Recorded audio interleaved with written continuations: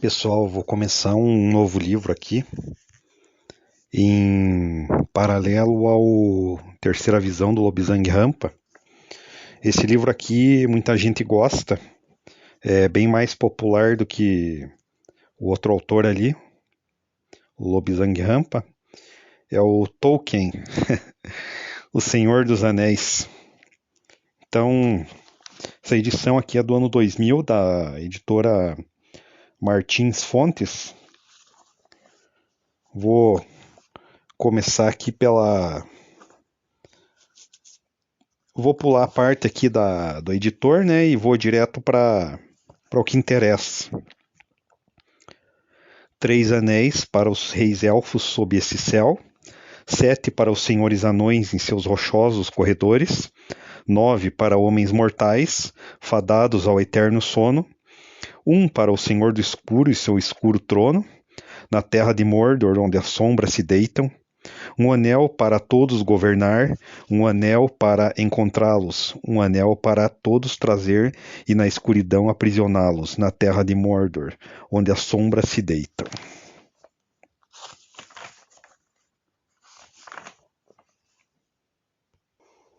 Prefácio.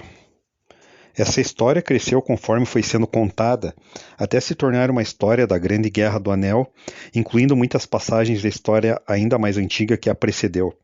O conto foi iniciado logo depois que O Hobbit foi escrito e antes de sua publicação em 1937, mas não continuou nessa sequência, pois eu queria primeiro completar e colocar em ordem a mitologia e as lendas dos dias antigos, que já vinham tomando forma havia alguns anos.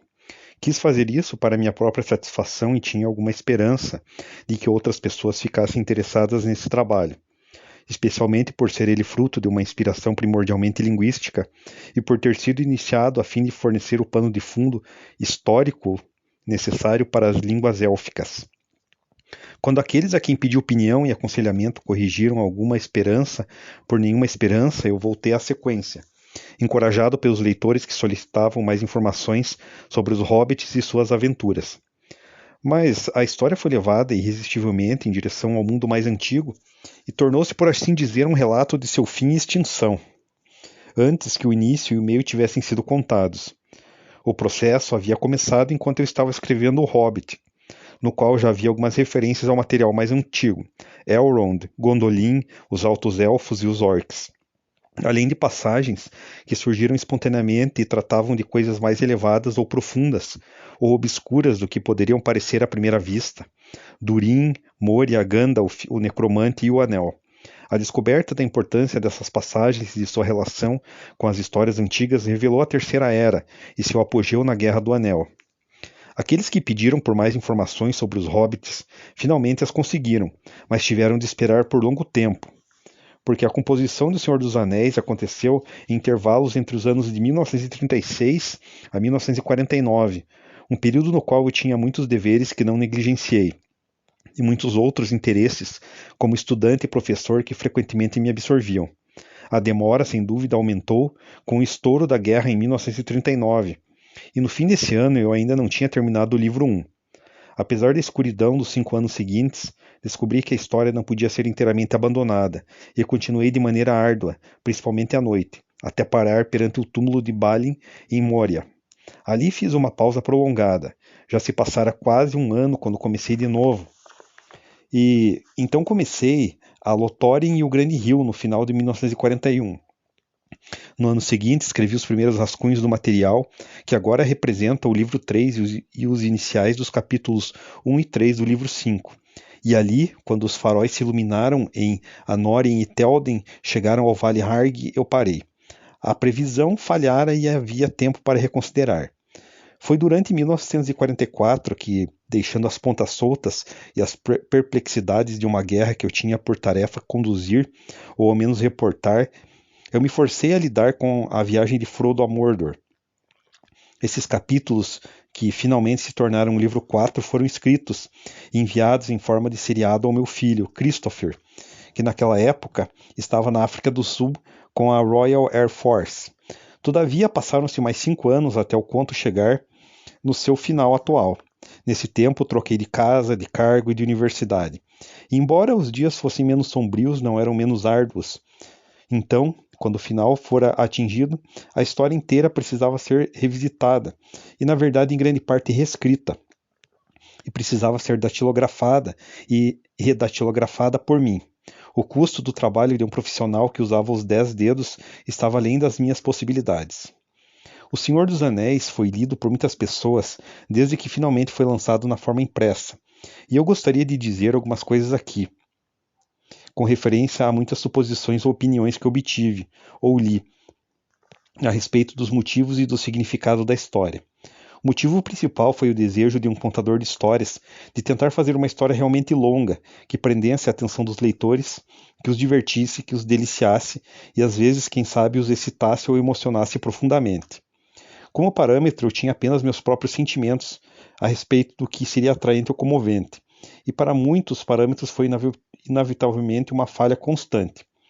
Algumas pessoas que leram o livro ou que de qualquer forma fizeram uma crítica dele, acharam-no enfadonho, absurdo ou desprezível. E eu não tenho razões para reclamar, uma vez que tenho opiniões similares a respeito do trabalho dessas pessoas, ou dos tipos de obras que elas evidentemente preferem. Mas, mesmo do ponto de vista de muitos que gostaram da história, há muita coisa que deixa a desejar. Talvez não seja possível numa história longa agradar a todos em todos os pontos, nem desagradar a todos nos mesmos pontos, pois, pelas cartas que recebi, percebo que as passagens ou capítulos que para alguns são uma lástima, são especialmente aprovados por outros. O leitor mais crítico de todos, eu mesmo, agora encontra muitos defeitos menores e maiores, mas felizmente, não tendo a obrigação de criticar o livro ou escrevê-lo novamente, passará sobre eles em silêncio, com exceção de um defeito que foi notado por alguns: o livro é curto demais. Quanto a qualquer significado oculto ou mensagem na intenção do autor, estes não existem. O livro não é nem alegórico, nem se refere a fatos contemporâneos. Conforme a história se desenvolvia, foi criando raízes no passado e lançou ramos inesperados, mas seu tema principal foi definido no início pela inevitável escolha do anel como elo entre esse livro e o Hobbit. O capítulo crucial, A Sombra do Passado, é uma das partes mais antigas do conto. Foi escrito muito antes que o prenúncio de 1939 se tornasse uma ameaça de desastre inevitável. E desse ponto a história teria sido desenvolvida essencialmente na mesma linha, mesmo que o desastre tivesse sido evitado. Suas fontes são coisas que já estavam presentes na mente muito antes, ou em alguns casos já escritas, e pouco ou nada foi modificado pela guerra que começou em 1939 ou por suas sequelas. A verdadeira guerra não se assemelha à guerra lendária em seu processo ou à sua conclusão. Se ela houvesse inspirado ou conduzido ao desenvolvimento da lenda, então certamente o anel teria sido apreendido e usado contra Sauron. Esse não teria sido aniquilado, mas escravizado, e Barad-dûr não teria sido destruída, mas ocupada. Saruman, não conseguindo se apoderar do anel, teria em meio à confusão e às traições da época encontrado em Mordor as conexões perdidas em suas próprias pesquisas sobre a tradição do anel, e logo teria feito um grande anel para si próprio, com o qual poderia desafiar o pretenso soberano da Terra-média. Nesse conflito, ambos os lados teriam considerado os hobbits com ódio e desprezo. Esses não teriam sobrevivido por muito tempo nem mesmo como escravos. Outros arranjos poderiam ser criados de acordo com os gostos ou as visões daqueles que gostam de alegorias ou referências tópicas. Mas eu cordialmente desgosto de alegorias em todas as suas manifestações. E sempre foi assim desde que me tornei adulto e perspicaz o suficiente para detectar sua presença. Gosto muito mais de histórias verdadeiras ou inventadas, com sua aplicabilidade variada ao pensamento e à experiência dos leitores. Acho que muitos confundem aplicabilidade com alegoria, mas a primeira reside na liberdade do leitor, e a segunda na dominação proposital do autor. É claro que um autor não consegue evitar ser afetado por sua própria experiência, mas os modos pelo qual os germes da história usam o solo na experiência são extremamente complexos, e as tentativas de definição do processo são, na melhor das hipóteses, suposições feitas a partir de evidências inadequadas e ambíguas.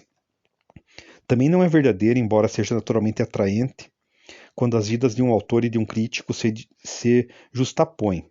Supor que os movimentos do pensamento e os eventos das épocas comuns a ambos tenham sido necessariamente as influências mais poderosas. Na verdade, é preciso estar pessoalmente sob a sombra da guerra para sentir totalmente sua opressão. Mas conforme os anos passam, parece que fica cada vez mais esquecido o fato de que ser pego na juventude por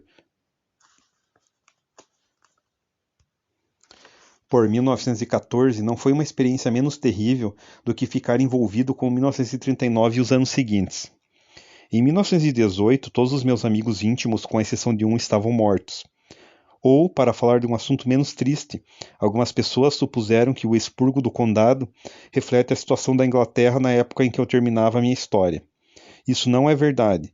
Esse capítulo é uma parte essencial do enredo previsto desde o início, embora nesse episódio tenha sido modificado pelo modo como o caráter de Saruman configura na história.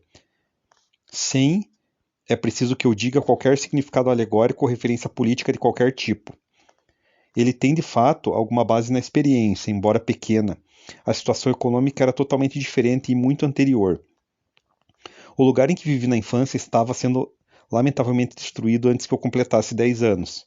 Numa época em que automóveis eram objetos raros, eu nunca tinha visto um e os homens ainda estavam construindo ferrovias suburbanas. Recentemente vi num jornal a fotografia da ruína do outrora próspero moinho de milho, ao lado de seu largo que muito tempo atrás me parecia tão importante. Jamais gostei da aparência do molheiro jovem, mas seu pai, o molheiro velho, tinha uma barba preta e seu nome não era Ruivão.